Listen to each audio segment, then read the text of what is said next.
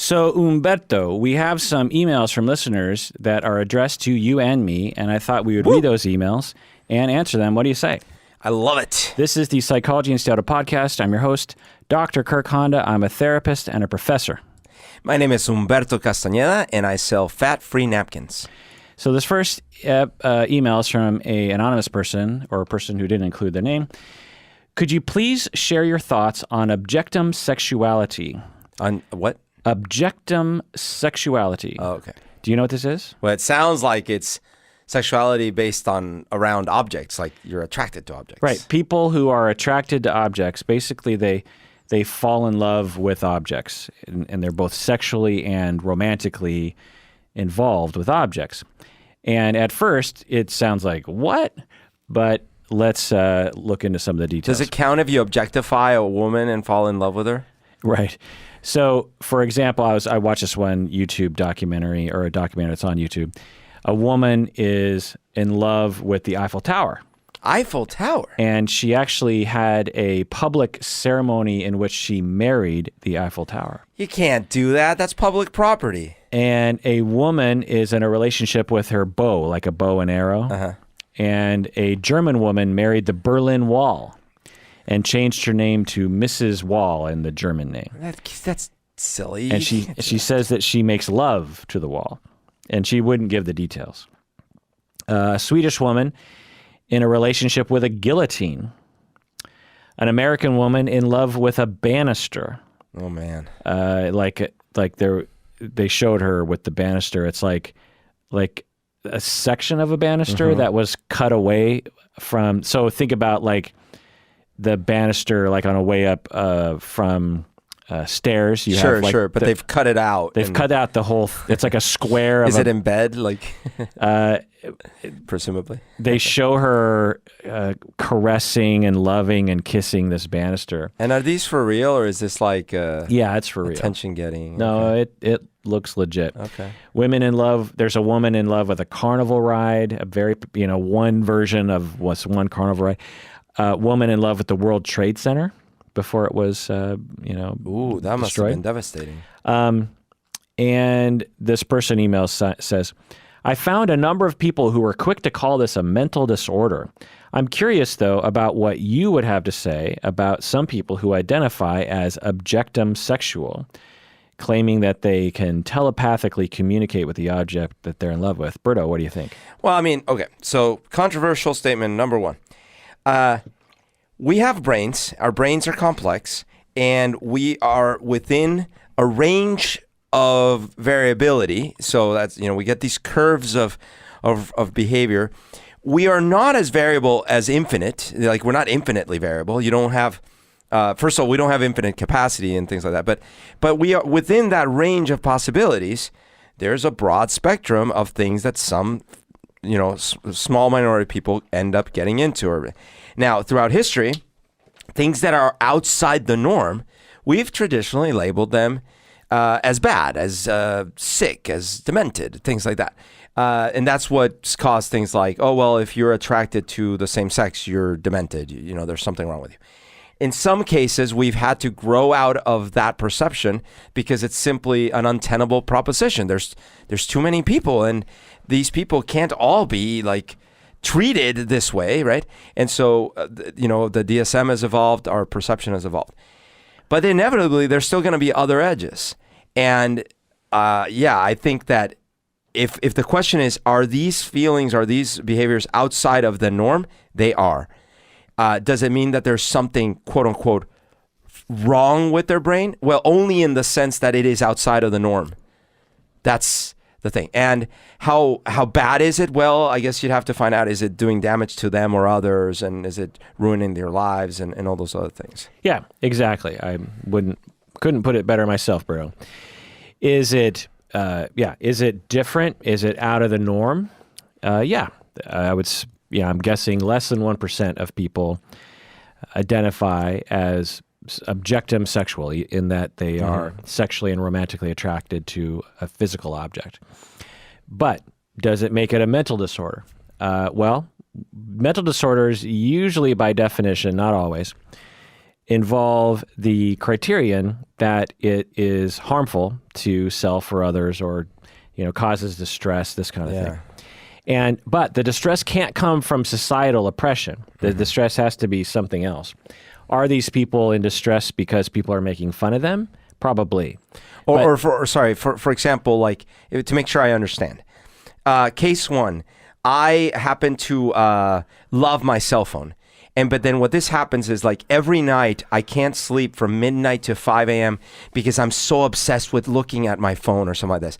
But no one knows about it. I don't even tell anyone about it. But now I every day I'm super sleepy. I almost crash my car regularly, those kinds of things. Yeah, good. Maybe another more possible effect would be that you have sexual and intimacy and relationship needs that your phone actually can't provide.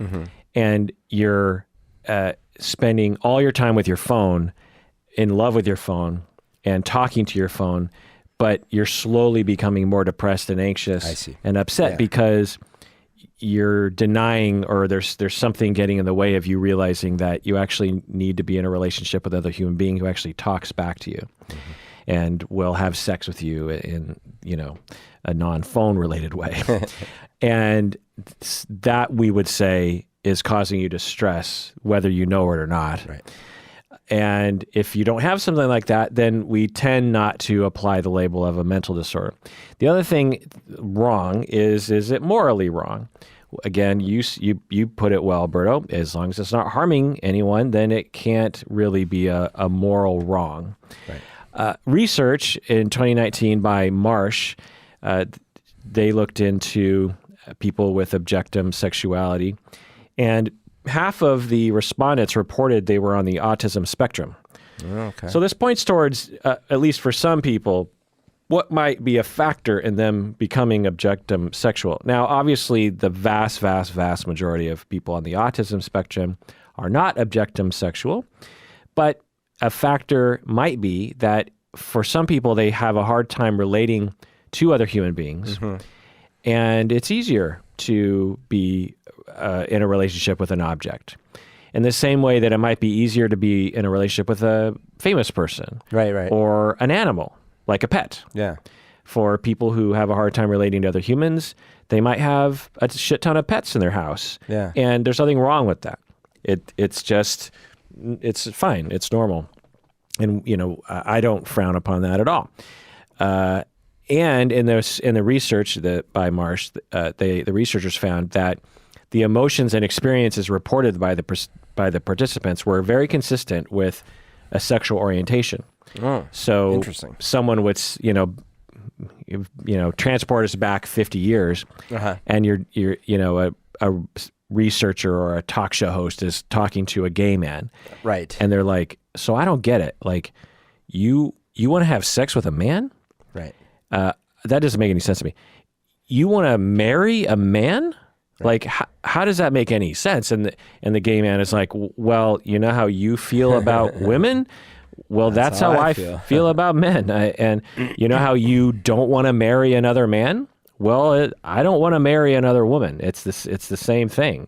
I want to, me and my husband, we cuddle and we kiss and we argue and we want to have kids and we want to have a house and it's all the same things. When these researchers looked at people with, who were in a relationship with an object, they talked the same way. They're like, you know how you're in love with your spouse? I'm in love with this object. You know how when you see that your spouse, enhances your mood and you feel good when you finally, you get off work and you finally get to see your spouse? Well, that's how I feel about this object. You know how when you go to bed with your spouse? Well, that's how I feel about this object. So devil's advocate, though. How does one know what something is like if one doesn't experience that? Meaning, if you now I don't know what their background was, but if you've never actually been in love and had a relationship with a human, how can you compare that to a different? It'd be hard to say, well, it's just like that, because you don't know what just like that is. None of us know. For me to talk to you about being in love none of us, you or nor I, can know if we're talking about the same thing. Yeah, but there's categorization that's so much easier to do when we're talking about, the same commonalities, right? But philosophically, it's exactly the same chasm between. But pragmatically, it's not.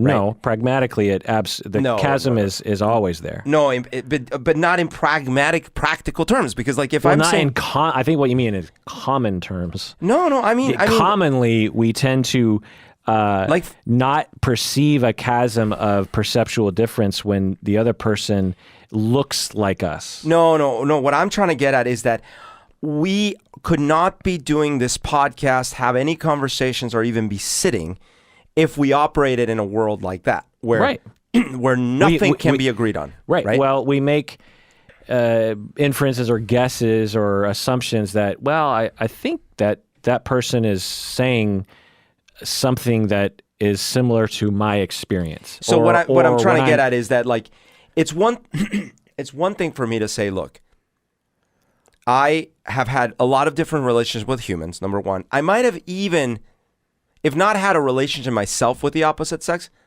I've seen it so much, right? And so I think that this relationship I have with this particular human who is of the same sex, in my mind, matches all the following criteria. But I am having conversations with that person. I'm going on walks with that person. We have sex which involves our molecules rubbing up against each other mutually with mutual consent and all these kind of things.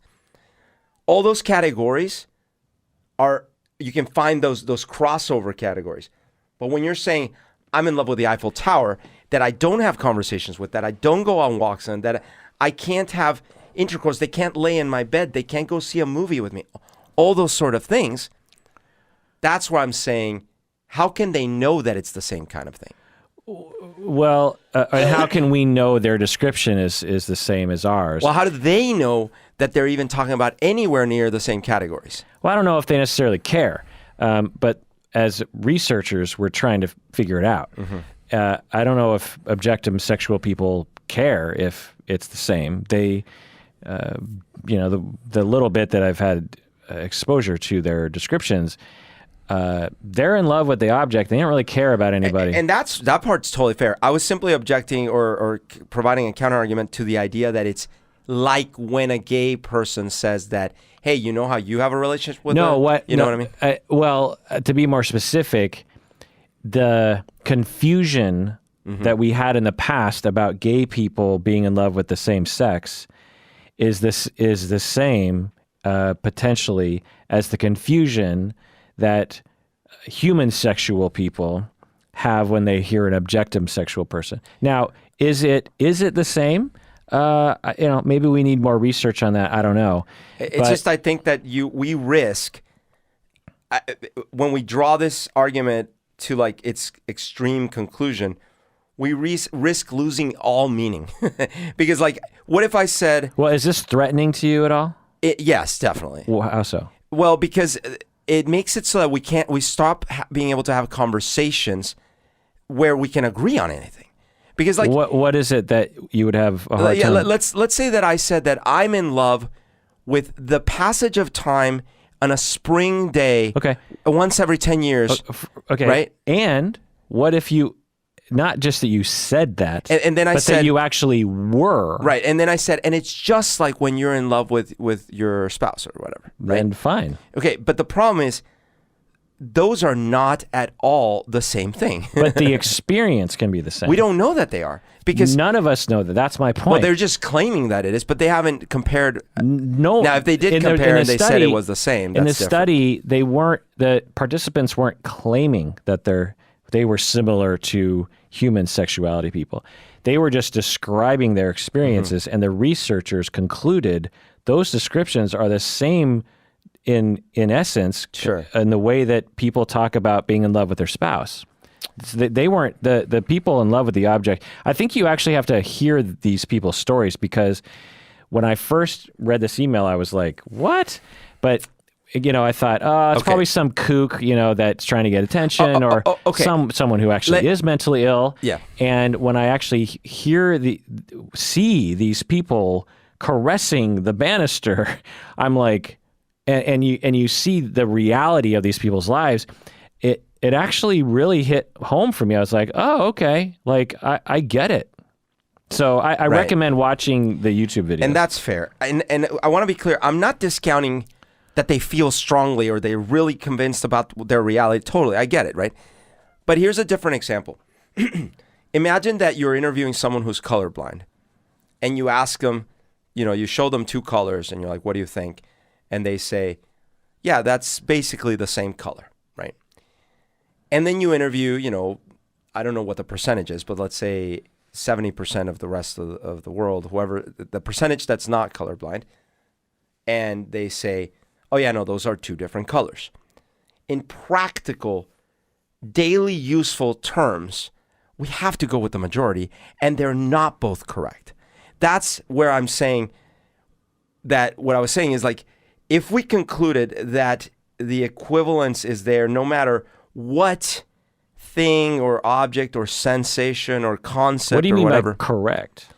Correct as in for practical everyday purposes, correct. But what defines something as being incorrect? As like how would I say this? It's less useful for practical purposes. So like if we said... Useful to who? For what? For humans. For the majority of humans, let's say. For what purpose? For us being alive and being prosperous. I don't understand. Well, as an example, take gravity, right? Like, for all we know, we got gravity completely wrong. In fact, I'm quite convinced we do. Okay. But for our practical day-to-day purposes, it's correct. The theory of gravity. Yeah, it's correct. And it works. And we've been able to build lots of things and do lots of things. So we go with that, right?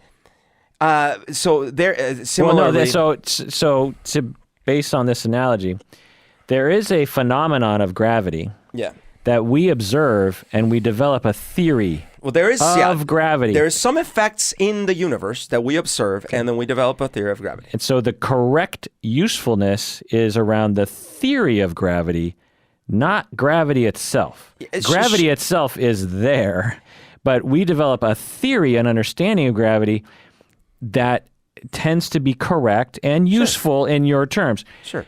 So just like with the colors. Like the colors example is like... So when we look at people who are sexually and romantically attracted to an object, that phenomenon is happening. Yes.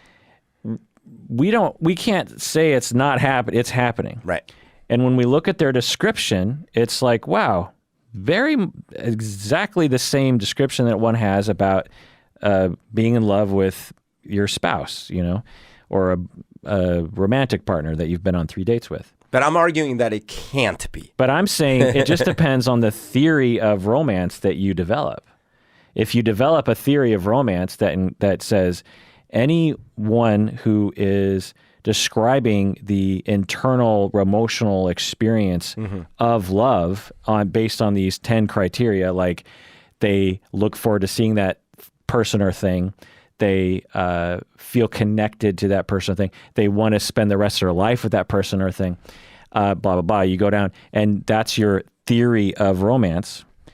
And those people, the objectum sexual people, fall underneath that theory, then the theory is useful, but it depends on your theory of romance. If you exclude objects from your theory of romance, which is fine, then obviously those people are not going to be convenient enough or it's not going to be correct to include them in the theory, because the theory by definition does not include objects. Yeah, and I guess what I'm trying to say is like, absolutely it is about definitions. The experience of being in love with a human, by definition, is not equivalent to the experience of being in love with an object. According to your definition of the theory of love. The practical usage of it that we have to live with, right? Your definition of love. Well, and what I'm saying, the reason I feel threatened is because... Which is the majority of... I'm not going to say it's weird. Yeah. I'm saying 99.9% of people their theory of love and romance does not include objects, but I'm saying upon actually doing a little bit of exposure to these people, I'm saying, although I'm rarely going to include the object, word when I'm talking about when in the future when I'm talking, even though it's my theory of romance has been expanded slightly to objects for certain people. I'm not going to start wording it that way in the future, but I will say that my theory of romance has been expanded. But what I'm trying to say that I'm threatened by is that if we expand the meaning of words indefinitely, at some point, we can't communicate. So either let's make up some new words or make subtle additions to the words. I don't think it's that hard. You just say romance and sexual attraction. Vast majority of people, it's towards other humans. For some people, it's towards objects. For other people, it's towards animals. And that's a thing too. I mean, I guess that's a thing we should be including. Now, objects don't have any feelings, according to our theory of objects and emotions. So for a banister to be molested every night, we don't feel bad for the banister. Right. If it's a cat or a horse that we don't really know its feelings, then we get into some very moral issue. If a man is going to marry a horse and have sex with that horse, but that's we where worry about that horse, and because we can't ask the horse, "Are you cool with this or not?" But someone could make an argument about like extending the definition further because they're just molecules. They're just collections of atoms, right? And we don't have any way to prove that just because there's a pattern happening in one collection of atoms versus a different pattern, that one is more entitled to different levels of okayness with the sex act versus the other. But that doesn't work for us. But my theory of romance is when people have, and because you can have a romantic feeling towards someone you've never met, or even towards a historical figure who's dead, for example. And so feeling of romance, I don't need to go into detail. I think all of us can know the feelings that we get of having a crush or being in love with somebody. And that for most people, it's towards other humans that they can actually meet. For some people, it's towards historical figures or towards idols they'll never meet. For some people, it's towards objects, and for some people, it's towards animals. For some people, it's maybe they love gravity. I don't know. And but the theory of romance for me is just the feeling. Now, when we talk about the practicality of how we enact those romantic feelings, like with animals, we have some questions. It doesn't mean that just because you are attracted to animals that you get to enact that romance. But that's because remember, my objection wasn't in that someone would claim that they feel those feelings, or even in that they may, for all I know, and I'll just grant you this, maybe literally the same set of hormones, endorphins, brain patterns, everything is happening in their brain that I get when I'm turned on by something. I will just grant that. Let's just assume that. What I was objecting was that the comparison would be equivalent, meaning to say, okay, well this person, and in fact, I was objecting to the equivalence between the way that we felt about the gay relationships. Now we expand it to this because I'm concerned that the eternal expansion would lead to like, well, it's just like, you could imagine someone saying, look, I am attracted to a screaming human as I am killing them, and it's super attractive to me. It's like, okay, well, we're expanding our definition to that. I don't agree. I don't think we have to worry about that one. Two, you hate slippery slope arguments. So that's my point. This is a slippery slope.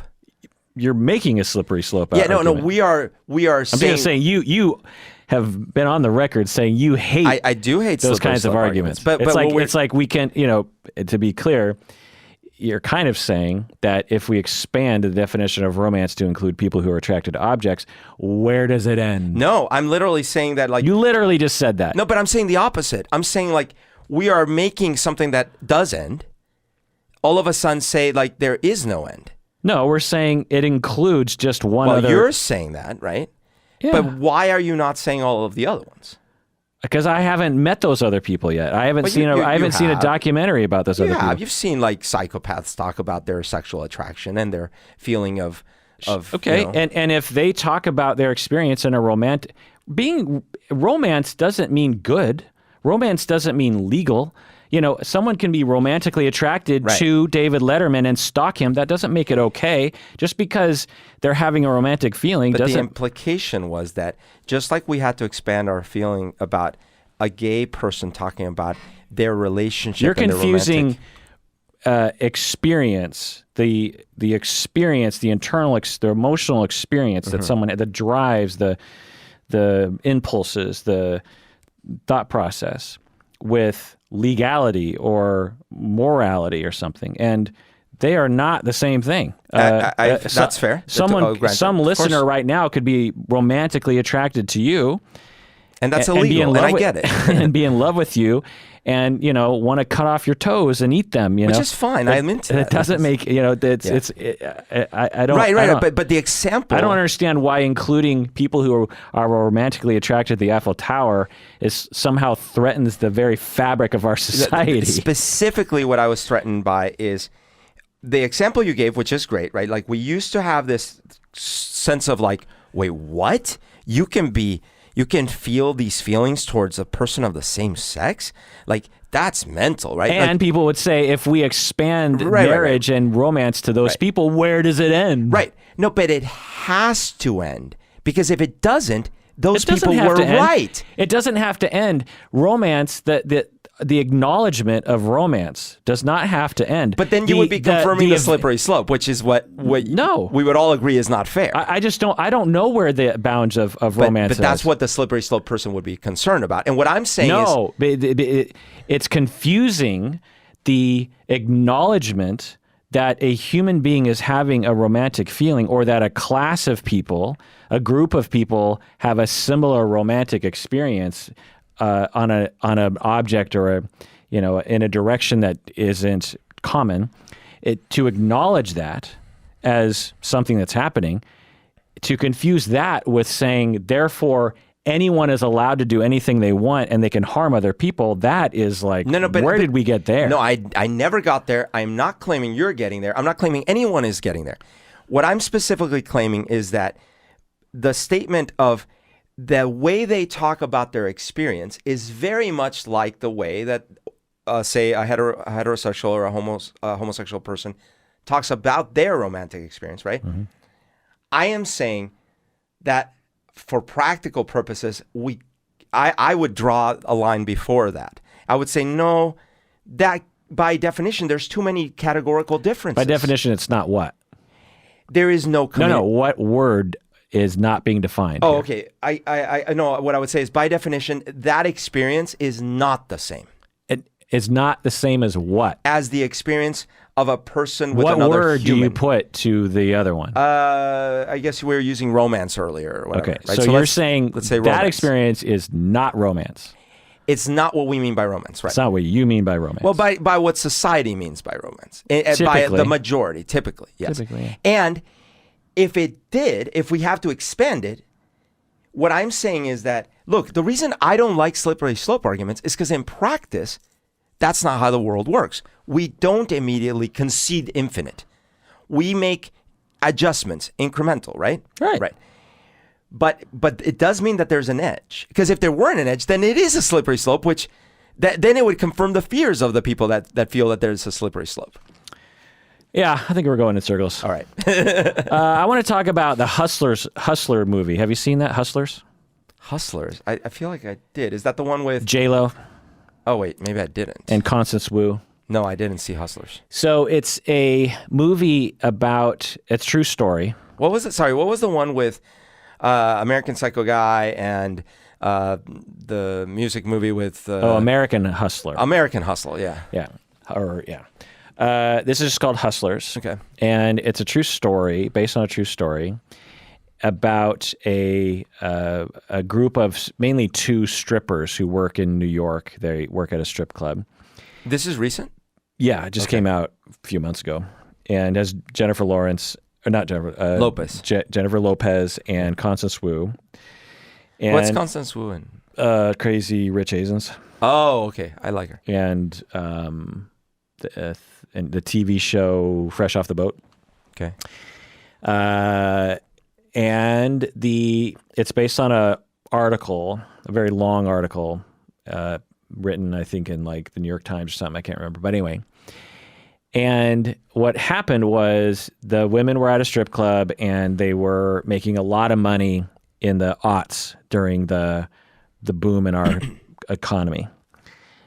From a lot of guys who were in Wall Street guys, and then 2008 happens and their business dries up because all those Wall Street guys fall out of, they lose all their money, and the women at the strip clubs are like, well, what are we going to do? And they lose their jobs. They go work at like Old Navy and other kinds of jobs, and they're having a hard time. They're really struggling. And this one stripper comes up with this idea, J-Lo, to drug to find men on the street in bars. They would find like some nerdy looking guy. These two, women with lots of cleavage and short skirts would come up and chat him up and kind of get him to buy drinks, and they'd get him drunk, and then they would drug his drink. Oh. Yes. Like a roofie or something. With MDMA and ketamine. Oh, geez. What does that do? Well, it's MDMA, ecstasy, it's serotonin, makes you feel very connected to the world. You feel very touchy. Well, what does the ketamine do? Ketamine erases your memory to some extent. It's actually what's given to you during certain procedures where you're awake, but they don't want you to remember it. Like having a colonoscopy or wisdom teeth pulled. It also makes you quite happy, ketamine. And you can overdose on both these substances, and it can not be a good thing. But anyway, I'm simplifying the drugs. But anyway, they would drug these people, and then they would pull them into they would bring in more women. They'd go to a strip club that they had to deal with, and they would rack up thousands and thousands of dollars on their credit card. Jeez. And the strip club would give them, like 50% of the money or something. Oh my God. Was this based on a real story? Yeah. And so, and the women admitted that they did this. And they did this to, I don't know, hundreds, thousands of men. Oh my God. And then eventually things got bad. Maybe they were prosecuted. Oh, eventually they got bad. In terms of their legal situation. And so the movie is this glorification of that whole process. Oh, it is? Mm-hmm. I mean, there's a bit of, consequences, or a bit, there's a woman who's interviewing them about what they did, and she starts asking questions like, do you feel like you did any, like this was okay? Yeah. That she asks questions like that, but it's not really explored. And so is it trying to like justify it, like, hey man, did what we did to survive? Exactly. Oh. They show them working at like regular jobs when they aren't making money stripping, and how hard it is, and how demeaning it is, and how it's like, they had to work. Yeah. Oh, you mean I mean, do you know how many bullshit jobs I've had in my life? Like demeaning. I mean, literally digging ditches. Yeah. Dishwashing at a Denny's. Dishwasher. I washed people's dishes at a Denny's. I had to clean McDonald's bathrooms. Yeah. I mean, working sucks. And that's, for some people, women, coming from a certain background, it might be really hard for them to get a job. I get that. Yeah. Does that justify drugging people? And the way that the way they made it seem, it's like, well, these douchebags deserved it. But some of the guys in the movie, they actually purposely showed probably didn't deserve it. Because some of the guys actually would, they'd get home and they'd be like, I have $50,000 on my credit card. Yeah. And they'd try to, negotiate. They'd be like, so I don't even remember what happened last night. Could you, I need to contest these charges. Man. And they'd be like, fuck you, pal, And holy shit. Some men's lives were turned upside down because their wives would find out or something. And so, to me, it's like, okay, there's a lot of things I want to say. One is that, I get it. Our society is sexist, and they get into that and because these douchebags are not nice to these women and that kind of thing. Our society is classist. Our society is oppressive to some people. It's hard to make a good living, particularly if you come from a certain background, and we have a problem, and there are victims of this system that deserve justice, but it's completely immoral, and I want to stress this, to roofie people. Just because it's women roofing a man doesn't make it okay. No. This sounds like fodder, perfect fodder for the incel, MTAL communities and stuff. Because see, they can get away with it because they're women and blah, blah, blah, blah, blah. And this is what I'm talking about. It's bullshit. Yeah, absolutely. Absolutely. Now, I get it, on a certain level. This is a reversal that we don't usually see. How many movies about men doing really awful things, but they're not, are glorified? Maybe not roofing, but mob movies. I mean, The Sopranos. Absolutely mob movies. No question. No Right. question. No question. I'm not talking about. Yeah. I'm talking. No, you're right. You're right. There's. No, I wasn't. I was thinking of like the literal. No, you're right. What we don't see usually is like guys drugging women to take advantage of them. But your point is that sure, but we see a whole bunch of other glorifications of horrible, illegal behaviors. Right. Yeah. Wolf of Wall Street, for example. These movies where you have a criminal who's doing something horrible. Yeah. That if you just read the tagline, you'd be like, that's a horrible, immoral person who needs to be locked up. But they make it into a fun movie where you're kind of rooting for the criminal who is absolutely doing awful things. Watching Sopranos, I'm almost at the end of season 6 currently, and it's hard to watch. I mean, as I get older and I'm watching these characters, I'm just like, these people are destroying people's lives and literally killing people. Yeah. And I'm supposed to be on Tony's side, and I kind of am. Like, wow, that's that's quite a trick you pulled on me. Now, if I was a woman watching The Sopranos, would I feel the same way? As a man watching Hustlers, I feel kind of grossed out by it. I was pretty, but if I was a woman watching Hustlers, I'd be like, oh yeah, women getting their day and da da da. So, although I will say, because some of the elements, I haven't seen it, but some of the elements you mentioned would detract from me feeling like I'm on board with because yes, of course, when I watch all these shows and movies, I'm never really on board with the reality of the horribleness, right? But I'm just like fictionally on board. So like, yeah, I'm like, oh yeah, I want to see more about this mob stuff. But in reality, I'd be like, no, but this is all horrible. But some of the things you were mentioning, like the fact that they show their mundane jobs and that's supposed to be horrible. Well, that wouldn't help me empathize with get on board the train. And they haphazardly roofie these guys too. Like in the beginning, they don't know the dose that well, and so they go completely overboard with the drugs at times. See. And again, because I understand, I've talked about this before, I understand what it's like because I've worked with people who take too much MDA or too much ketamine. It's not like getting drunk. It's a completely different kind of thing. You can really have bad effects on your brain as a result of this. And so, but like I said, how many mob movies have we glorified? I mean, Godfather, Goodfellas, Casino are some of my favorite movies, which you could look at, and how many women, cite those movies as like their top 10 movies. Not as many as men, right? Probably. So it just tells you, like, when we watch these kinds of depictions, gender plays a role. Yeah. In Hustlers, I'm watching men like me getting fucked over and roofied and ripped off and manipulated. Right. And I'm like, hey, but when I watch Tony Soprano doing all these horrible things, you get him, Tony. There's a part of me that's like, yeah. So So on one level, I think this movie is truly awful. On another level, it's like, well, there's a lot of movies that are truly awful. But counterpoint. Did you ever see Heartbreakers? Wait, you're counterpointing? This is so strange. Did you ever see Heartbreakers?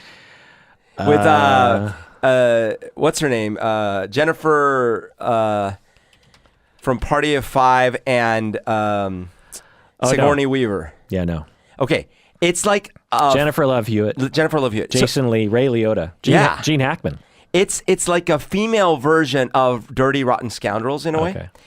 I So love this the women movie. are grifters Yes. and con artists. Yes. I love this movie. It totally glorifies what they do in the same way that, Dirty But Rotten Scoundrels what does. harm did they do to the men? Well, it's not drugging and stuff, but Exactly. it is conning them out of their money, conning them into marrying them and like taking their money and like they do lots. Yeah. Not only that, But don't they fall in love in the end? I mean, isn't a typical. But what I'm trying to say is exactly that they still make me empathize with them enough to want to root for them. What do you think it got in Rotten Tomatoes? 60. 53, not bad. Okay. But I really like it. Yeah. I wonder what Dirty Rotten Scoundrels. But I mean, think of The Sopranos. The thing you start empathizing with Tony about isn't so much when he is betraying his closest friends. It's that within the world he operates in, you actually start hating some of the other ones worse. Like you're like, oh, that no good Uncle Junior, man, he's really got it in for Tony. And that mother of his, oh man, like that kind of thing. Yeah. So you are shown Tony and then shown things of his life that you actually do empathize with and feel worse about. Whereas, and again, I haven't seen it, but what you're describing is like if I'm seeing the scene of them slogging through their mundane job, I'm not going to empathize with that. Well, I'm painting it in a certain way. I think Okay. what this movie does, for me anyway, is it alerts me to perhaps what women have been experiencing and having to sit through certain types of films for the past 50 years. They've had to endure these kinds of watching their husbands and boyfriends watch these men on the screen doing awful, awful things, and their husband and boyfriend is like totally loving this movie and watching it over and over while, the woman is going like, why do you like this shit? Like, this is awful. Like, Wait a minute. I'm sorry, but like some of these movies are widely beloved, and the horribleness is done, if anything, at least as much, if not more, to guys. Like they're killing guys, Yes, they will also be mean to the women or stuff like that. But I'm saying like these aren't movies where it's just guys being mean to women, I'm not necessarily talking about, say, Godfather, for Yeah. example. I can't really think of the movie off the top of my head. And maybe but- American Psycho. Like we'd have a point with American Psycho, right? Yeah, things like that, Yeah. where it anyway. Yeah. That's what it did for me. Yeah. But I actually enjoyed the movie. I think I probably gave it a 6 out of 10. Okay. The first half, I was pretty entertained. I mean, the whole thing's entertaining, and they do try to. All right, insert I'll watch it and then I'll come back. How about we do the great acting. Constance Wu is a gem of an actress, and J-Lo, you haven't seen her in anything in a long time. Not a long time. And she does great. I mean, after Geely, I love Geely, and Let's take a break and answer some more emails from listeners. What do you say, Berto? let's do it.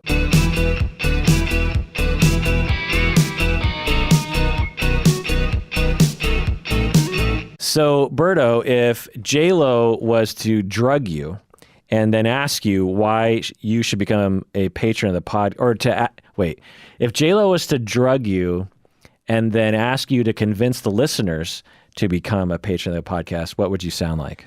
Hey, listen, I'm just Jenny from the block, and I kind of I drugged this guy, but trust me, he had it coming. First of all, I don't know if you know, I was a judge of talent on a very popular TV show, and this guy doesn't have it, so it's right that he got drugged. But what I do want to ask you is, I think you should donate heavily and become a patron, because this podcast is amazing. And I say this as someone who grew up in the hood. Like I'm legit. I'm from the streets, so I know what's good, and I know what you should subscribe to, and this is it. You should become a patron.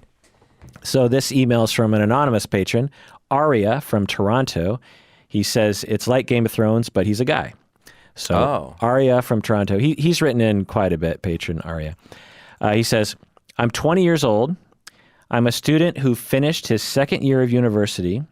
And while I have made friends whom I can trust and talk to, I still feel very disappointed about the fact that I have never had a girlfriend in my entire life. How old?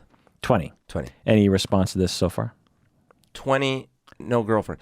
First of all, I still feel very disappointed about the fact that I have never had a girlfriend in my entire life. yeah. So 20 sounds old when you're 20.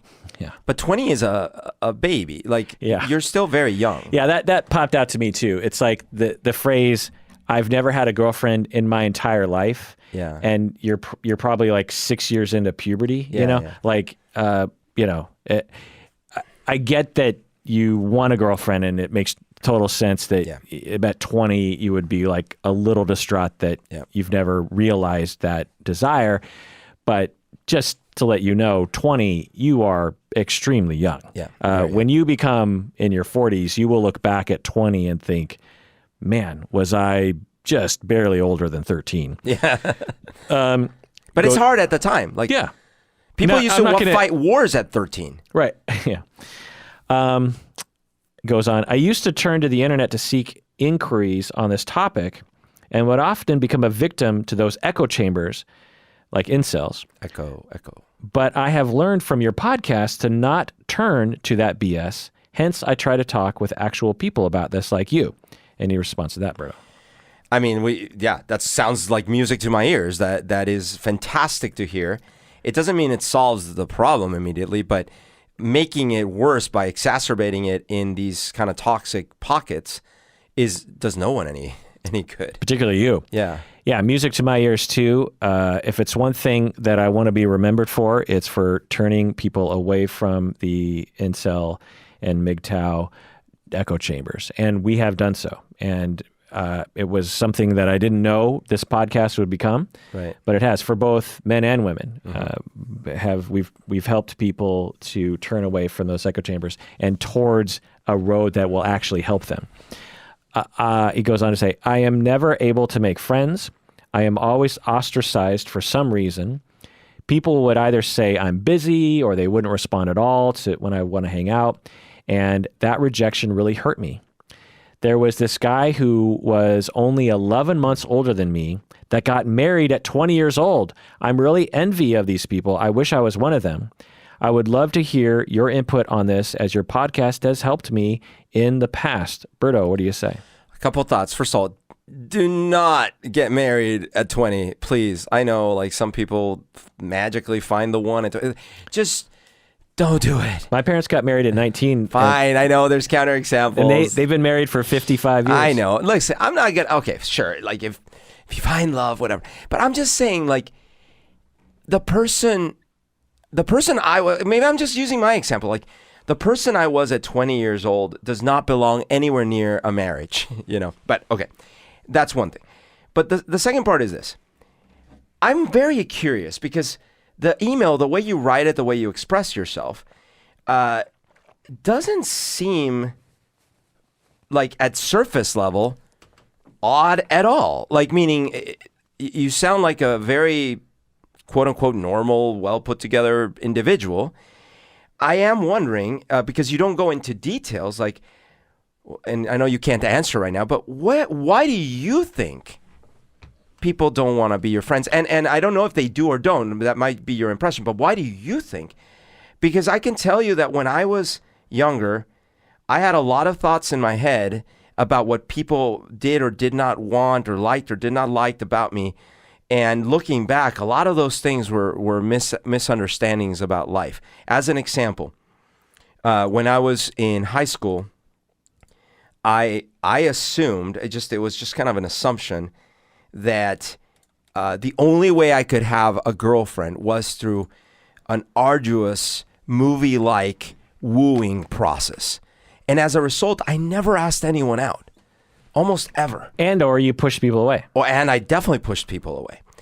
And so if we rewound the clock back to those times, you might have similar statements. It's like, I don't understand. I'm giving it my all. Why won't anyone go out with me? Right. And actually, but when you look back, you're like, well, I was part of the problem. Absolutely. And there was a two-sided problem. I'm definitely not saying that this is your problem. I'm just kind of giving myself as an example. On the one hand, I never felt I should even take the first step because in my mind, my calculation would go something like this. Oh, that's a pretty girl in my bus or whatever. But I know that if I even wanted to go down the line of having a by the way, immediately my mind would rush to relationship, not to like, oh, I should talk to that person. Just relationship. And that was already kind of a losing proposition. Like, why am I already in a mental relationship with this person that I haven't even talked to? And not only would I rush to the relationship part in my brain, but then I'd be like, well, to get to that relationship, I have to run through so many steps. Like, I got to put together some crazy wooing pattern for this person. I got to take him out on these amazing dates. And it became like overwhelming, so that I wouldn't even make the first step. Now, I had no problems talking and socializing with people. I just wouldn't even bother going down the romantic side. I'm not even going to bother.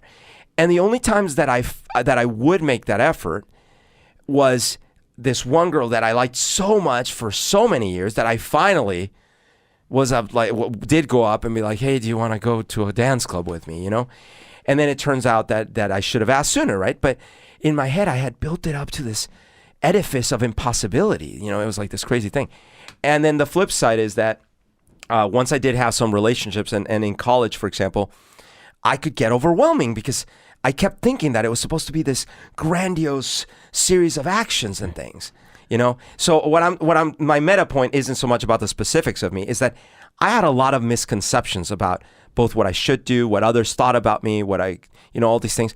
And so don't assume that you don't, like the way you're saying it is like, no one wants to be friends with me. I would not assume that all the things you think are right are correct. Right. So I asked for more clarification about his childhood because I think that's important to know. And he said, I can safely say that I may have experienced quite a few relational traumas. My dad yelled at me. It was honestly quite frightening. I was bullied in elementary school and middle school. Ugh.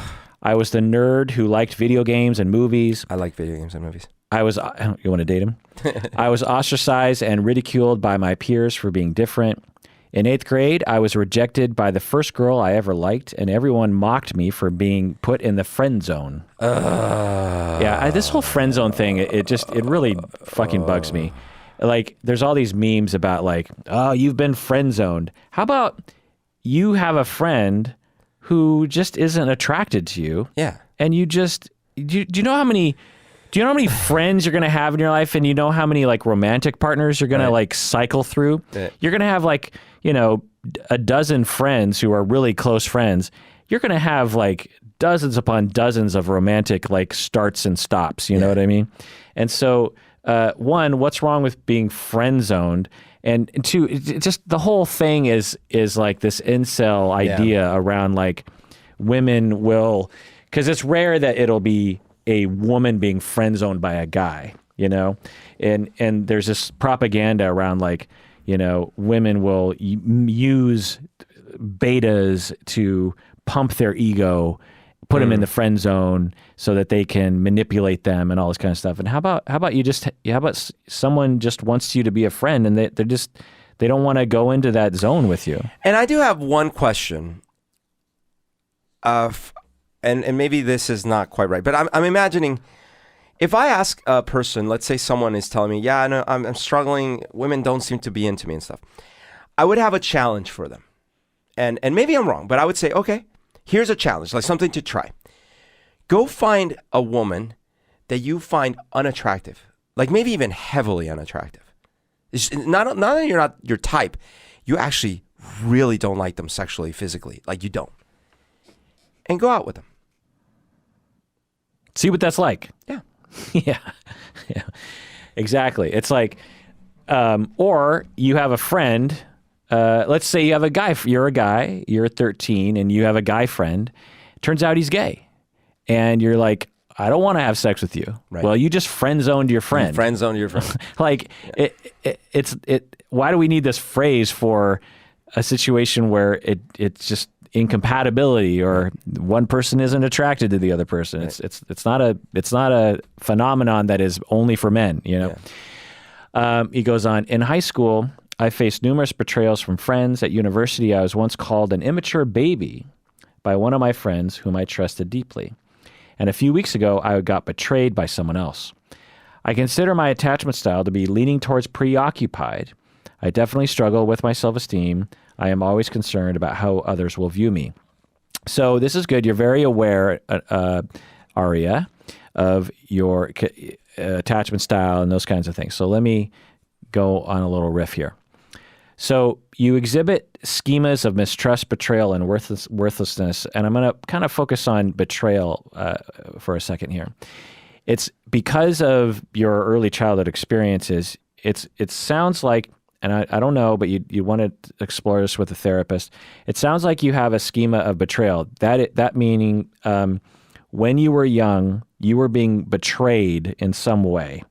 That can be through being abused. It can be by being rejected or abandoned. There's a lot of different roads to having a sense of betrayal. You can even develop a schema of betrayal in a quote unquote good family where the parents are just kind of distant, because that's kind of a betrayal. Yeah. It's like you're crying and your parents don't really notice quite fast enough, or you need something and no one's really there fast enough. But when they finally do recognize, they do respond. But there's a zone there of time that's frequent enough where they just don't really notice. Or there's a lot of kids and they kind of mess up paying attention to your feelings, and they mistakenly try to meet your needs and they mess up, and they can feel like a betrayal. So there's a lot of different roads to betrayal. Like they leave you home alone when they go to Europe on a family trip. Yeah, exactly. So early on in life, it's probable that you, Arya, were realizing, look, people are going to betray me. That's just the way that it is. People, particularly people close to me, they're going to fuck me over somehow. It's going to happen. It's just a matter of time. And I need to just realize that, because it's happening all the time. Subconsciously. Yeah. Well, yeah. Or some 3-year-old verbal version of that. The reason why we develop those schemas is because it helps us to cope, because we're not taken by surprise when it happens in the future. It also helps us to just navigate our life a little better. Like, maybe I shouldn't depend on those people because they're going to eventually betray me. And it is functional when you're young because it actually matches reality. You go out into the world when you launch from your family, and you retain that schema of like, people are going to fuck me over. But you still have in fact, you have a greater need for attachment because you haven't really had a stable, good attunement that happened. Because he went into more detail about his family life, and he was quick to say that he came from a generally good family, but I suspect that there was enough coldness and enough non-attunement that you were significantly and perpetually left in a state of denial of your emotional needs to develop this schema of betrayal. This is a lot of guesswork, but based on what you're saying, you fit the profile of someone like that. And so you need to cope with that, because to walk around going like, well, that person's going to betray me, or another thing you'll do is you'll interpret things as betrayals. So you ask a girl out in 8th grade and she's like, no, I'm sorry. Right. You're more likely to categorize that experience as a betrayal as opposed to she just wasn't into She just wasn't into me, or even another narrative of she's too scared to date me or something. Sure. There's a lot of interpretations. Sure. But if you're used to seeing the world through this betrayal lens, then you'll tend to look at it that way. Oh, in fact, sorry, as an example, with this girl in particular that I liked for multiple years until I finally asked her out, I'm pretty sure that in my head, and this wasn't like explicit, but now I'm thinking about it, I had a schema of, well, I know how it will go if I make any attempts to ask her out. First of all, she dates 27-year-olds and I'm a teenager, so I don't even have a chance. But even if I did have a chance, she's going to betray me. So she's going to leave me. So I'm never going to, why would I go down that painful road? Because you had a schema based on your mother leaving That's you right. that made you develop a defense of just like, well, let's just assume that women arbitrarily just leave me. That's right. And to make matters worse, I in fact chose someone who, through her stories, had made it clear to me, and if I had been paying attention, that there was a very high likelihood that she would break my heart. Right. So people who have these schemas, this schema of betrayal, will, one, choose people who are likely to betray you subconsciously, because you're trying to surrender yourself to the schema by just saying, well, That's what happens. that's what happens, and you subconsciously recreate those situations to confirm that schema. So that's one pitfall, Aria, you might be falling into. You might actually be choosing situations and people who are likely to let you down. And you might not be attracted to people who are more dependable because you're subconsciously trying to confirm this schema. The other thing is that with this schema, this conclusion is just like, well, there's no point. Why try? And so I'm guessing, Aria, you've gone through periods of time where you've just kind of avoided the whole thing, and you might have missed a lot of opportunities that might have come your way to actually cultivate relationships with people. Yeah. I don't know that. You didn't say that, but it's possible. Another thing is that if you assume that people are going to screw you over and people are going to betray you, then you're going to be nervous as you're starting to develop a relationship. You're going to be much more anxious. You're not going to be very relaxed. Right. And you might be a little overly sensitive too. So someone, you make a new friend and you're like, hey, let's hang out this weekend. And they're like, oh, I'm kind of busy. Well, to someone without the schema, they would be like, oh, okay, that's cool. Let me know. And in their mind, they're thinking, well, maybe they're into me, maybe they're not, but let's just see where this goes. I hope they like me, but if we don't, maybe there's, for whatever, it doesn't mean I'm a bad person. Right. It just means, maybe this just wasn't meant to be or something. But if you have a scheme of betrayal, you'll be like, is this person fucking me over right now? Yeah. And that will increase, your butt puckering a little bit. Yeah. You'll come across a bit more forceful or a bit awkward or a bit, pressuring or even a bit sort of apologetic of just like, oh, sorry, I didn't want to bother you. Or, there's some sort of overcompensation that you'll do that might put people off and might make people be like, well, that was weird. So I'll definitely not hang out with them next time they ask. Now, I don't want to blame the victim here, but the point is that based on your schemas, you can actually react to things in a way that sort of perpetuate the problems. The other thing that you can do with a schema of betrayal is overcompensate by hurting people in advance of you being hurt. Because if you're already interpreting, let's go back to the example of, let's say you hang out with someone a few times and then you text them and you're like, hey, let's hang out this weekend. And they don't text back to you in a couple days. And you're getting more and more upset and you're like, this person's betraying me like all those other people are. Look at this. It's happening once again. Either I'm unlikable or people are shit or something's wrong here. Either I'm shit or other people are shit or something's wrong. And you get angry, you get hurt and you start to get hostile. And then you text them and you're just like, well, never mind. I've got better things to do this weekend. I'm exaggerating, but you do some kind of hostile statement. Right. So you didn't mention that you did anything like that, Aria, but it's for someone with your schema, it's a common thing to do. You can even do those sort of things when you don't realize it because you might interpret the situation like, well, they've already fucked me over. So it doesn't matter now. We've crossed the Rubicon. I can fuck them over back because they've already fucked me over. Yeah. But they might not have actually fucked you over. They might actually be busy or whatever. You know what I mean? So what do you do about this? Again, I don't know you that well, Aria, so I can't tell. But I suspect that I'm in the ballpark. The key is you have to heal from your relational traumas. If you want to have friends, if you want to have romantic partners, if you want a girlfriend, a key element to this.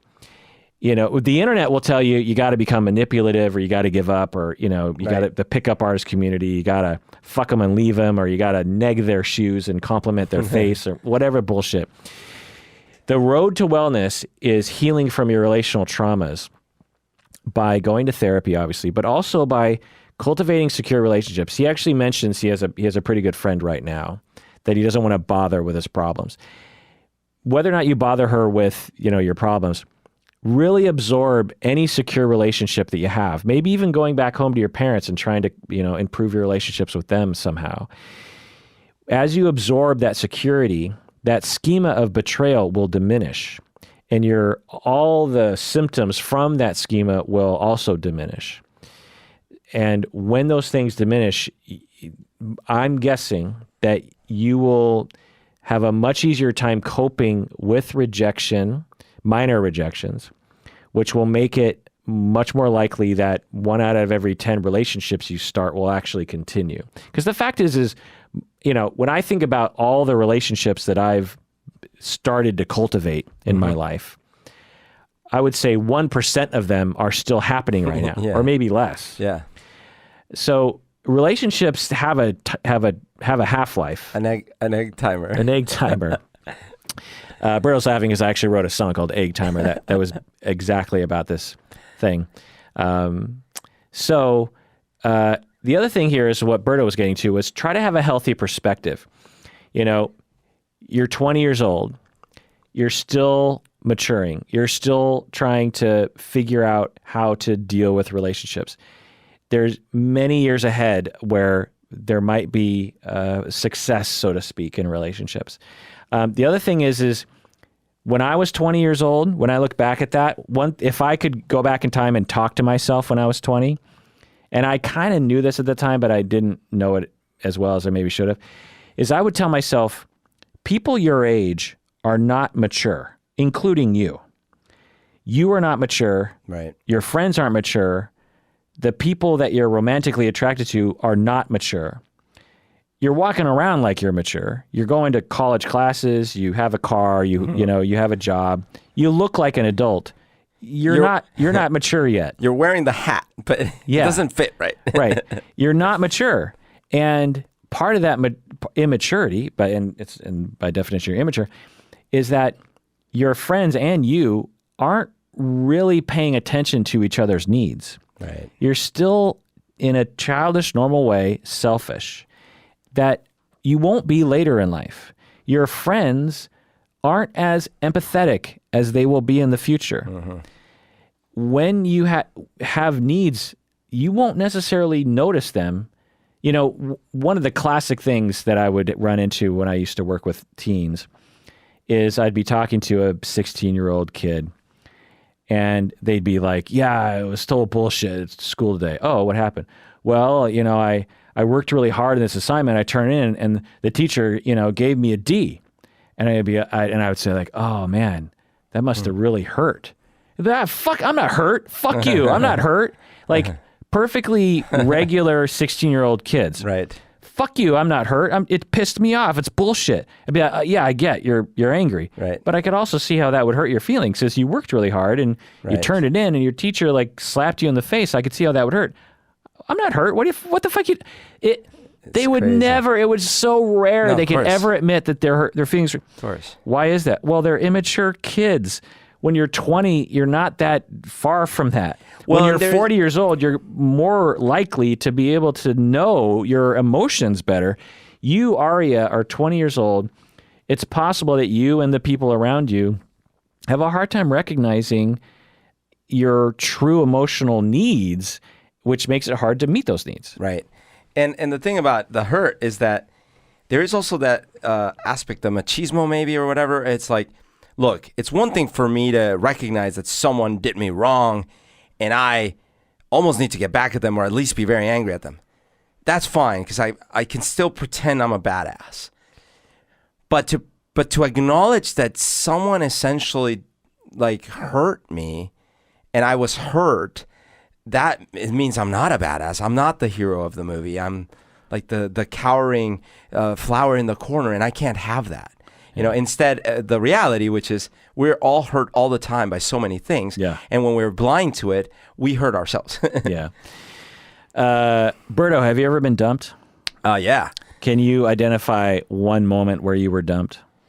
It was the worst kind of dumping.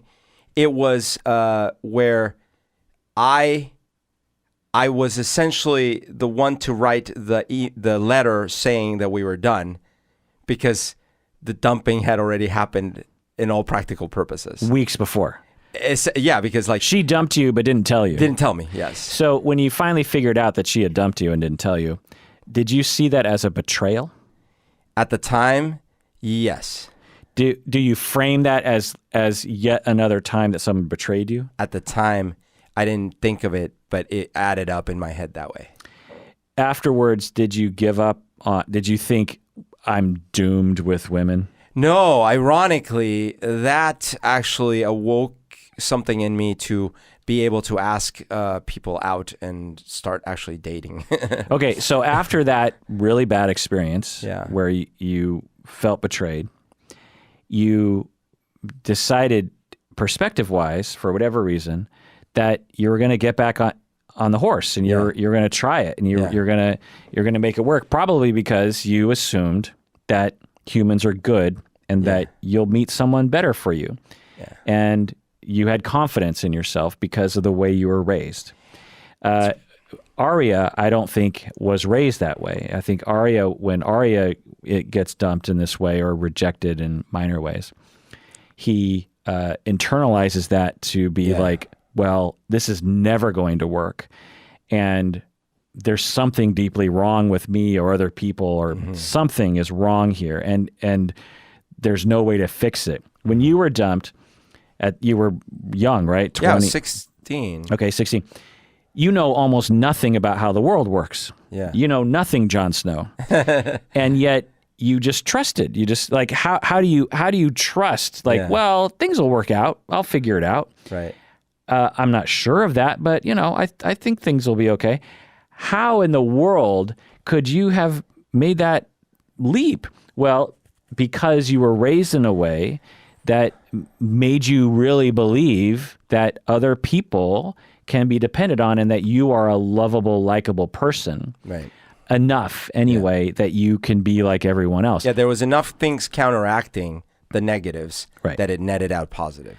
Arya, I suspect, was not raised that way. And so when he runs into these kinds of things, it is very difficult for him afterwards to recover and have optimism about the future. He's 20 years old. He's already written the rest of his life. Yeah. He's like, this is never going to work. Right. And you and I are looking at like, dude, you're 20. Yeah. Like you have no idea what's before you. But for him, it's over. He's already been rejected for the rest of his life. Why is that? Well, I suspect because of his relational traumas that he deserves to heal from. Right. So, and after, and during which, upon being healed from those relational traumas, one, when you are rejected, you won't generalize it so greatly. And two, when there's tiny threats of rejection, as you start to cultivate relationships with people, you won't react in a way that'll push people away, which I'm suspecting. Again, I don't want to blame you, Arya, but I suspect that might be happening.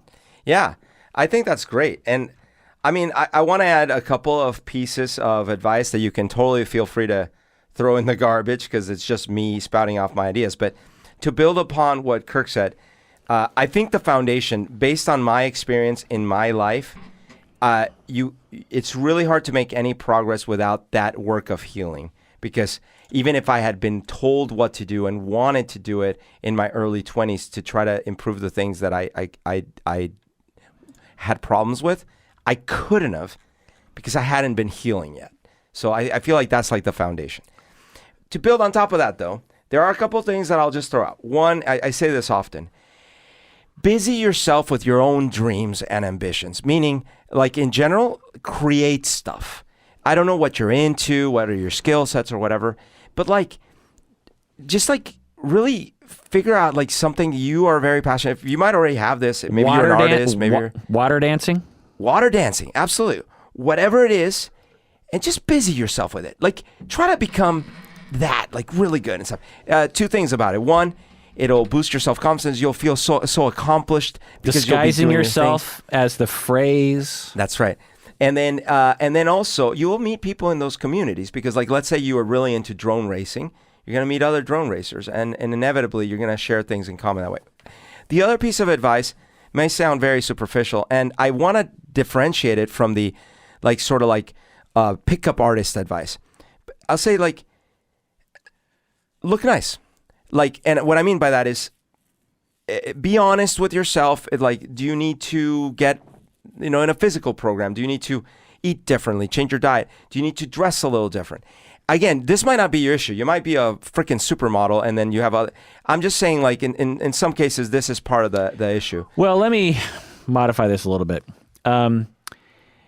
The baseline of this, I think, is true in that when we give up, we might actually, and I've actually gone through phases of my life where I think I did this when I look back on it, where I wasn't consciously doing this, but I basically gave up on my hygiene kind of because I just didn't feel like things were going to work out in my life relationally wise.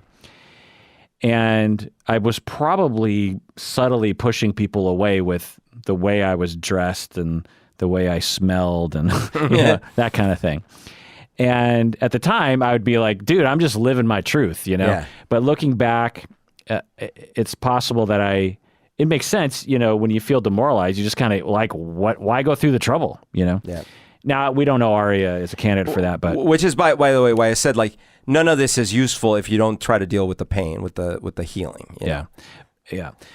So, and sorry, one quick example, and part of it is you do need some outside input in a way.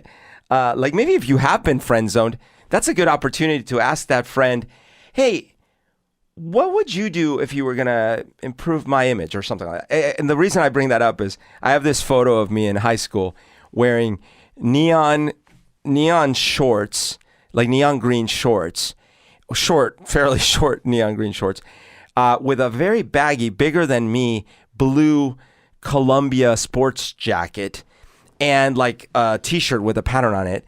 And all my friends around me are sitting with like khakis, like a nice shirt. And this is high school, like, and the picture, and like I stand out like a sore thumb. And I'm like, oh my God, of course no one's going to go out with me in this. But like at the time, I didn't know any better. And I didn't know to ask someone, hey, what would you do if I were going to dress a little better? Yeah. And I'll piggyback on that and say, ask people if they had any feedback about the way you reacted to things, emotionally. Some patrons wanted us to talk about Ad Astra, the movie. Oh, yeah. You saw it. Yeah. Let's talk about it. To the stars. Did you like it? So visually, it was really entertaining. I actually liked Brad Pitt in it. I think he did a good job. I was so excited, though. The beginning of it made me really excited. But it consistently kept betraying my expectations in not a great way. Because it started going in a direction where I was like, oh, okay, well, I guess that's not what I was thinking. But I hope they replaced what I was thinking with something more interesting. But instead of it being more interesting, it got less and less interesting. And towards the end, I was like, well, nothing interesting happened. Yeah. It was a totally missed opportunity. I agree with everything you're saying. The look of it, the acting. I mean, it had the trappings of a classic 2001 Space Odyssey movie. And then, and I was sort of into that in the first half hour, 45 minutes. I was like, I'm watching the next 2001, We will be talking about this. Yeah. And then slowly I started realizing, the monkey and then the ending. I was like, wait, this movie is a pile of shit. Wrapped up in a 2001 look. You know what I mean? Like the plot makes no sense. The science makes no sense. And I was trying to think like, how would I have ended this movie? And actually, one of the ways you could end it would be the way 2001 ended. Yeah. You just have a bunch of flashy lights. Yeah. Like at least that would have been like, whoa, trippy. We don't know. We interpret. The future's weird. Interpret what you will. The aliens are on acid, But the ending was like, okay, I'm going back home.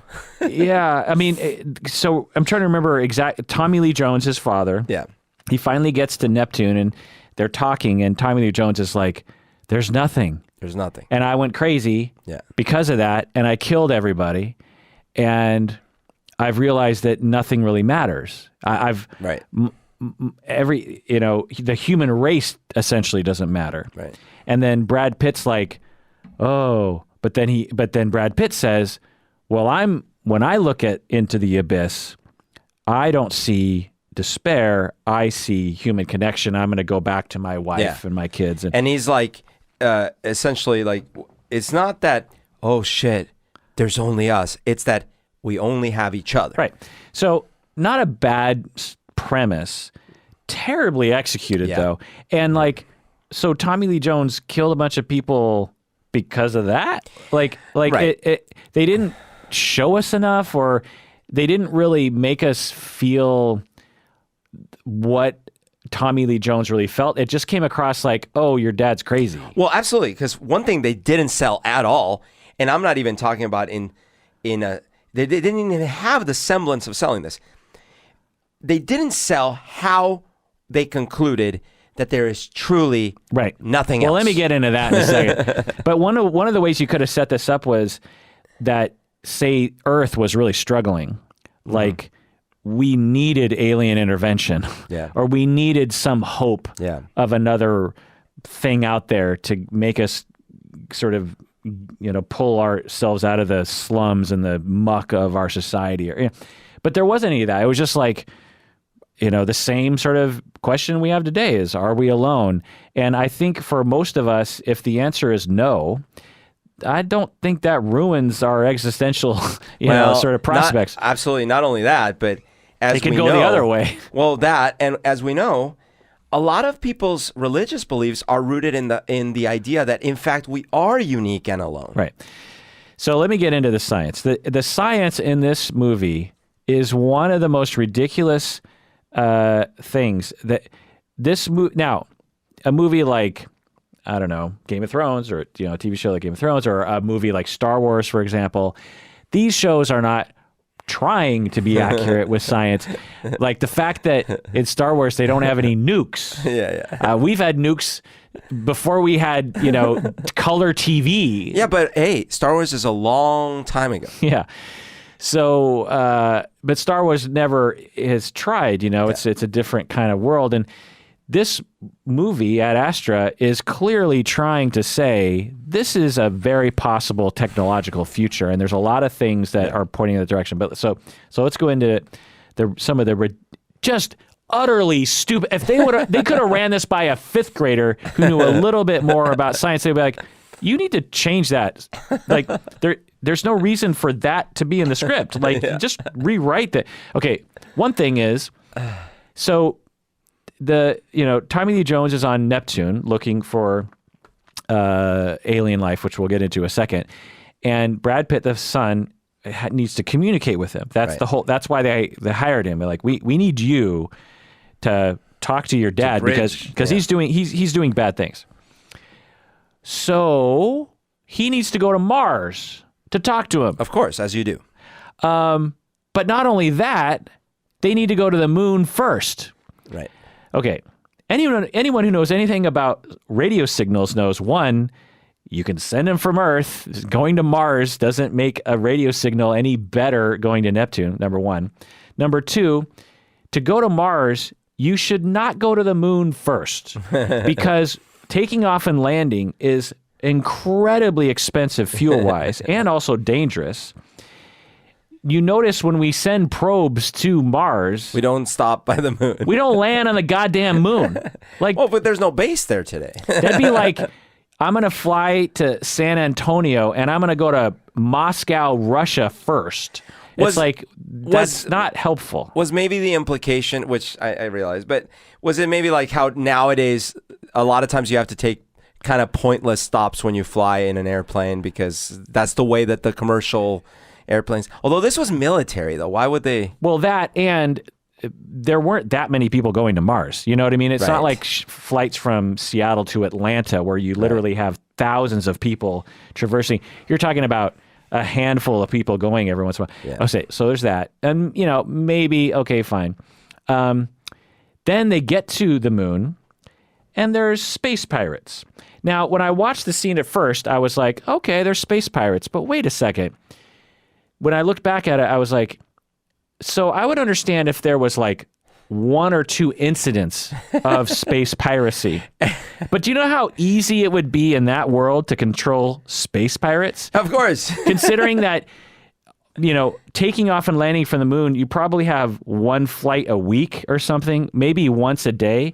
As a spacefaring police force, you just have to, the pirates got to take off at some point. Hey, but you never check the pods that don't show signs of life forms because you forget about the drones. Yeah.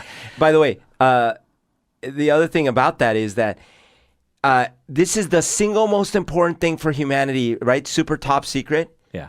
And they sent like 2 boogies with like almost no protection, even though there's this rampant piracy. Right. And what was the thing they were pirating? Right. That's the other thing. They were destroying these other carts. So what's the thing they're getting? What are they trying to get exactly? It's just a 4 guys on a buggy. It's an action scene. Yeah, it's like they weren't carting like bars of gold or spice or something. Oh, and by the way, the only 2 that survive are the 2 that we need to survive in that scene. A lot of movies do that. The other thing is on Mars, the recording room, the room that he goes to send the message, is fucking ridiculous. The sound absorption foam on the wall looks like it's from like 500 years ago. It's like rotting. Yeah. 1, 2, they have a microphone that looks like it was from Radio Shack from the 60s.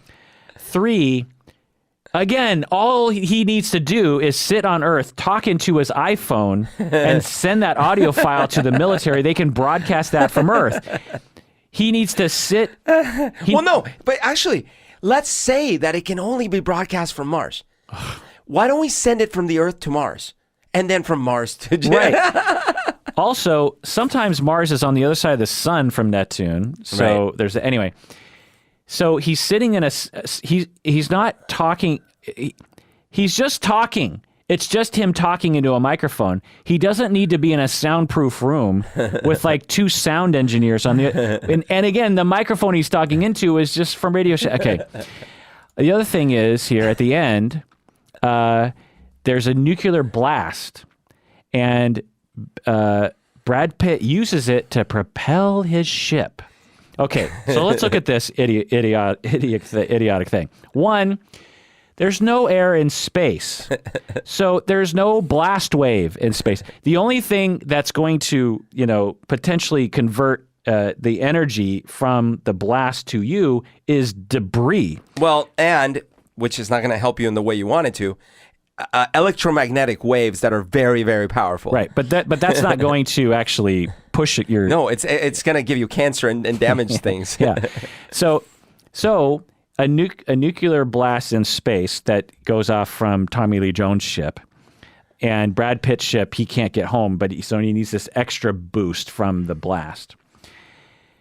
The shrapnel from that ship that blew up will be moving at Mach 10 or something. Yeah. I mean, just because there's no air to slow it down. It's got to be moving probably like... And it's not going to slow down. Right. It's moving like faster than bullets. Yeah.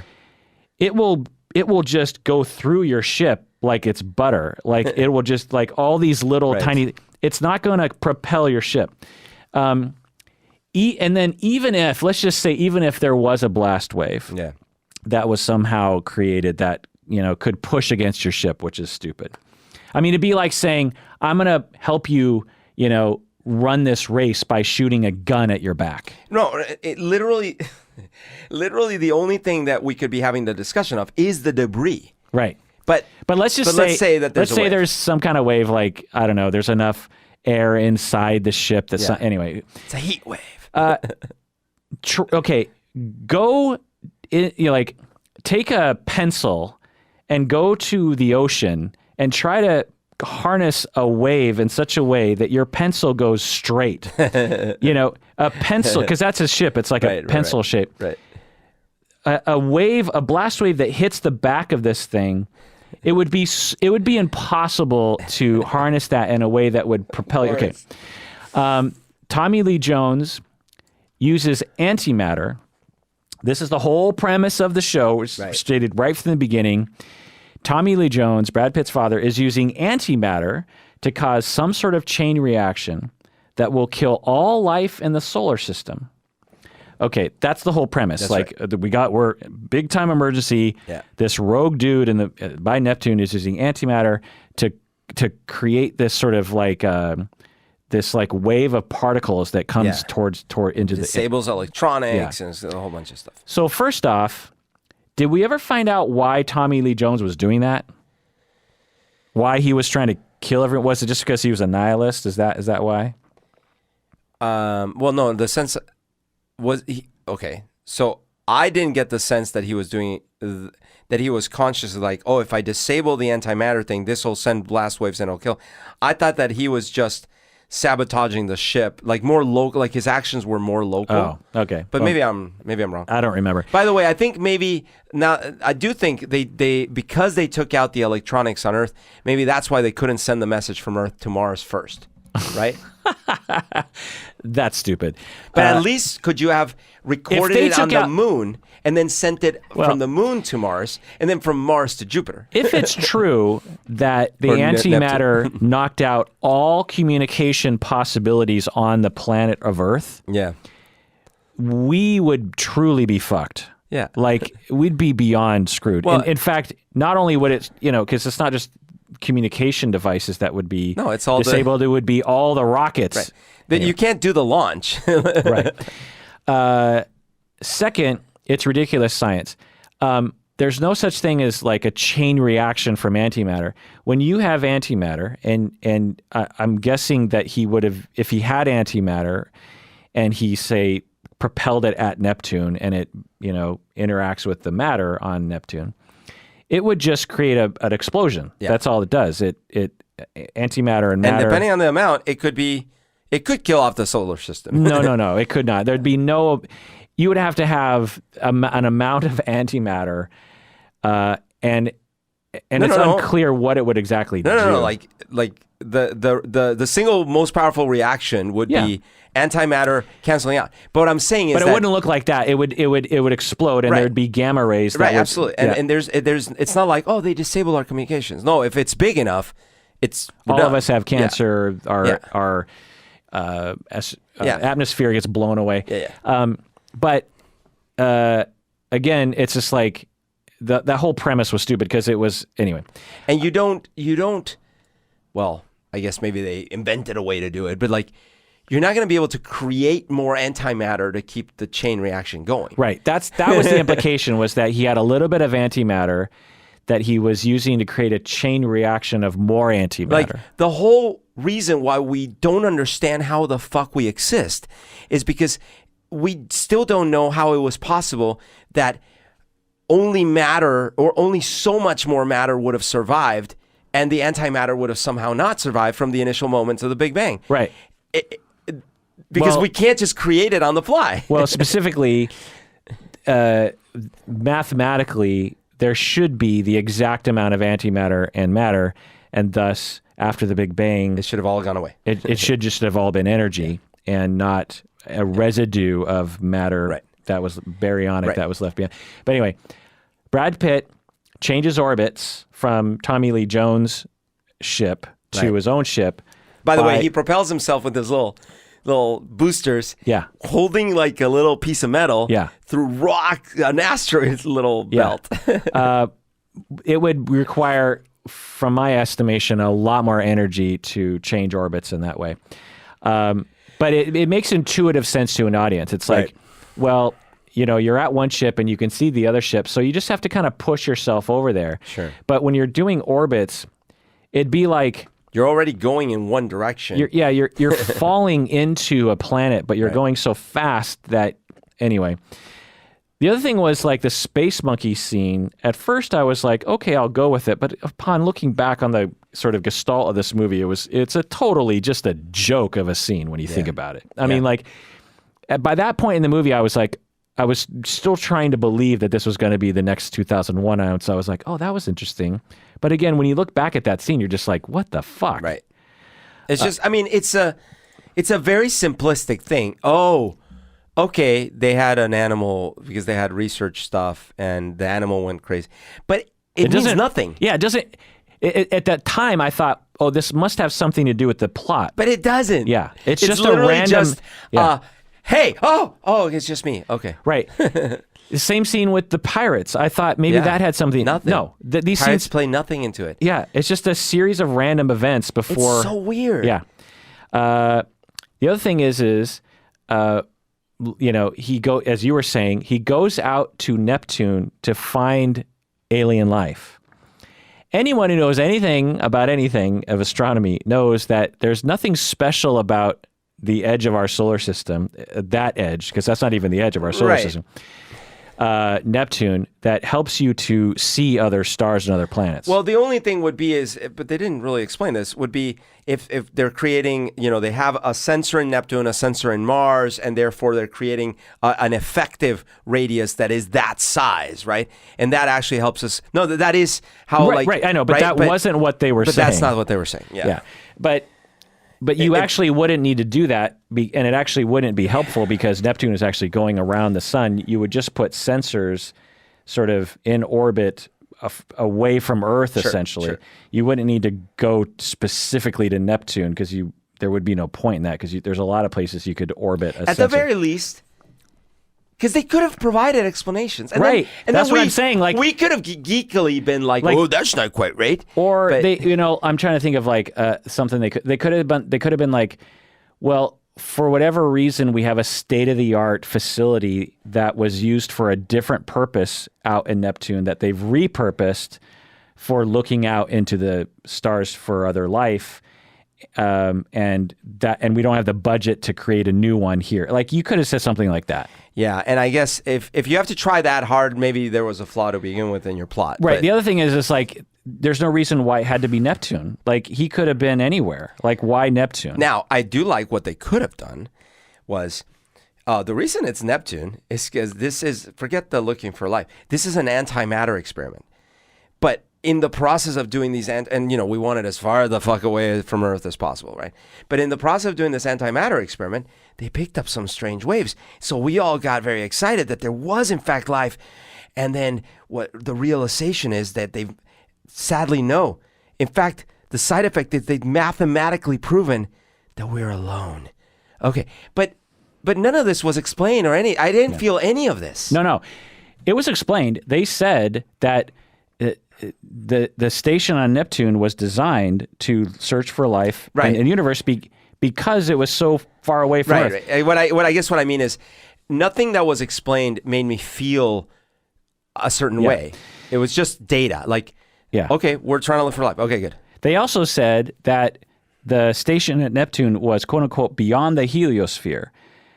Do you know how big the heliosphere is? The heliosphere is, I don't know how many times further out from Neptune than Neptune is. Like, the sphere of influence of the sun. Could they have made such a silly mistake, though? May it be that, like, by that point its influence is pretty low kind of thing? It's the same. Like, the heliosphere goes way the fuck out there. Then why would they make such a silly mistake? And the heliosphere has no effect on radio instruments. I know, but they hired people. They hired people. I don't think they did. They did. I think some idiot wrote the script, looked at Wikipedia for some tag words, and if they did hire someone, the first thing would have been, it's like, you realize that it'd be like saying, we are going to go into a 747 jet because we want to get out of Earth's atmosphere. Like, you're just like, that's ridiculous. You realize just because you're high in the air doesn't mean you're out of the atmosphere. Everyone knows you're still in the Earth's atmosphere. To be at Neptune and say that you're out of the heliosphere is that dumb. But they had so much stuff about, like, the design of the vehicles. They obviously had advisors, people, engineers, building all the sets, doing the things, Yeah. It boggles the mind. How stupid. Like, again, if you ran it by someone who knew about this stuff. They did. They could have said, well, you got to change that statement, and let's brainstorm other explanations that you could say that would justify this. You can't say that about antimatter. It doesn't make any sense. What other things could you say? Well, we could say, but I think the writer was like, well, no one's going to check. No, the average viewer will hear antimatter. They'll hear the word heliosphere, and they'll think it makes sense. I certainly didn't think about that one. So yeah. Oh God, because did. I'm like, I don't know how long the heliosphere goes, and then. But did you question the fact that they had to go to Neptune to find life on other planets? Yeah, that made no sense. Okay. But I was willing to go along with it because I thought we were going somewhere interesting. Right. To me too. Yeah. Like they did the Neptune thing in scene 2 or something. Yeah. I was like, well, that's Okay, dumb. whatever. But I was like, well, maybe they'll explain that. Yeah. And the look of this movie is really good, so let's go with it. But yeah, I mean, and then at the end, when I was like, so wait, that's the ending? Then I retroactively unforgave every stupid thing that I had seen up until that point. I felt the same way actually, because I so maybe less on the physics of it all, because you were catching a lot. Obviously, I was more the things like, why are they not sending more protection if there's such rampant piracy? Why do they have to send this one guy all the way to Mars? Like all those kinds of things. And I was going along with it. And then when it started getting towards that last part, same as you, I'm like, no way. This is all unforgiven. And the line that got me was when Tommy Lee Jones tells Brad Pitt, "Let me go." Yeah. Like, do you know how many other scenes in recent times where they've been in space and the guy's like, "You gotta let me go." Gotta let me go. Like Gravity, I think Mission to Mars, they do this as well. It's like, I think the writer wanted that scene and disregarded how to write a script to build up to that scene. Right, because like the single most maybe iconic thing that you can think of is like being stranded in space. So you gotta let me go. Well, specifically, son, I have given up on life. You still have youth and optimism and a family. You got to let me go. I'm gonna drag you down into nihilism. If you hold on to me, you got to let me go, and you gotta stop loving me. Essentially, you got to stop trying to connect with me. Essentially, which, by the way, it just weakens the whole thing too, because why not let your antagonist be more of an antagonist at least, and not give the character the cookie, right? Like the Brad Pitt comes to the realization, I have to let you go. Yeah. Right. Anyway, just now I think I gave it like a 4 out of 10. So I'm not saying it's like a worthless watch, but I actually was visually quite entertained. Yeah. But yeah. Let's see. What did I give it? Ad Astra. I gave it a 4 out of 10. Yeah. So it's not, it's not the worst movie of the year, but man, the whole thing is just a missed opportunity because there's so few movies that really try to get sci-fi right. And this had the budget, this had the actors, this had the directors, this had the cinematographers, this had so many things. But the script and the consulting with the astronomer and the astrophysics and the science people was so bad that it's just like, you could have hired someone for $100,000 to write a better script, and it would have been like a 7 out of 10 or a 10 out of 10. Like you could have hired for a very low price. You could have been like, write a better script than this piece of shit. It's just like, but preserve the idea that in the future, us humans make this important realization that we are alone in the universe. Right. Keep the main plot points the same, and maybe even the trip to Mars and the moon, incorporate even space pirates. Maybe even you could have all those elements, but a good writer would have been able to write it like in a way that wouldn't have pissed me off so badly. That's true. And actually, now that I think about it, what a concept to explore. Because even though we were saying, well, a lot of people assume we're alone, but just they could have had this enormity of it, like the whole thing I was saying, you don't understand what this proves. It's sort of like proves. Yeah, it's sort of like Alien. What's the first one? Covenant or something? What was that the first reboot that came out recently? Oh, right, yeah. No, it wasn't Prometheus. Prometheus, yeah. Like that's a similar thing. Yeah. Like the art direction, the budget, such promise, the acting. What are we realizing? And then you have a writer. What's the lesson? What is the takeaway? Who makes these characters so stupid and adolescent and wait, what's the point of this movie? Like, what's happening? And it's like this, you have like literally 1,000 things going right, and then the one thing that really matters, the script, is neglected. And well, that does it for that episode of Psychology in Seattle that we did not script. And please take care of yourself and take care of other people and let them go, because you deserve it.